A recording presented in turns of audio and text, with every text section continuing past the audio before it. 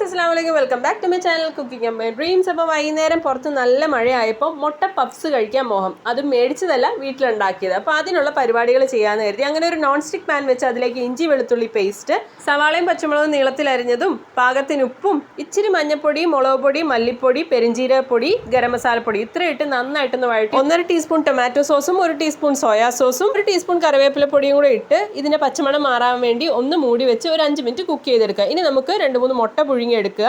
പിന്നെ നമുക്ക് വേണ്ടത് പഫ് പേസ്ട്രി ഷീറ്റ് ആണ്. ഇത് കടകളിൽ മേടിക്കാൻ കിട്ടും. ഞാൻ ബഫേ എന്ന് പറഞ്ഞൊരു കമ്പനിയുടെയാണ് എടുത്തിരിക്കുന്നത്. അങ്ങനെ പഫ് പേസ്ട്രി ഷീറ്റ് നിങ്ങളുടെ ഇഷ്ടത്തിനുള്ള വലുപ്പത്തിന് കട്ട് ചെയ്ത ശേഷം അതിന്റെ നടുക്ക് നമ്മൾ പ്രിപ്പയർ ചെയ്ത് വെച്ചിരിക്കുന്ന സവാളയുടെ കൂട്ട് വെച്ച് കൊടുത്ത് അതിന്റെ മുകളിൽ ഒരു ഹാഫ് ബോയിൽഡ് എഗ്ഗും കൂടെ വെച്ച് കൊടുത്ത ശേഷം പഫ് പേസ്ട്രി ഷീറ്റ് 4 സൈഡിൽ നിന്നും കൂടെ നടുക്കോട്ടായിട്ട് മടക്കിയെടുക്കുക. ഇനി നമുക്കൊരു മുട്ട ബീറ്റ് ചെയ്തെടുക്കണം. ബീറ്റ് ചെയ്ത് വെച്ച എഗ്ഗ് നമ്മൾ പ്രിപ്പയർ ചെയ്ത് വെച്ചിരിക്കുന്ന പഫ്സിന്റെ മുകളിൽ ഒന്ന് ബ്രഷ് ചെയ്ത് കൊടുക്കുക. ഇനി നമ്മൾ എയർ ഫ്രയറിൽ വെച്ചാണ് ഇത് ചെയ്യുന്നത്. ബ്ലൂബെറിയുടെ എയർ ഫ്രയറിലാണെങ്കിൽ നട്ട്സ് എന്ന് പറഞ്ഞ ഒരു ഓപ്ഷൻ പഫ്സിന്റെ കുക്കിംഗ് ടൈമിന് കറക്റ്റ് ആണ്. നിങ്ങൾക്ക് ഓവനിലും ഫ്രൈ പാനിലും ഒക്കെ വെച്ച് ചെയ്യാവുന്നതാണ്. അപ്പോൾ അത്രേ ഉള്ളൂ. വീഡിയോസ് ഇഷ്ടമാണെന്നുണ്ടെങ്കിൽ ചാനൽ ഒന്ന് മറക്കാതെ ലൈക്ക് ചെയ്ത് ഷെയർ ചെയ്ത് സബ്സ്ക്രൈബ് ചെയ്യുക. മാക്സിമം ഫ്രണ്ട്സുമായിട്ട് ഷെയർ ചെയ്യുക.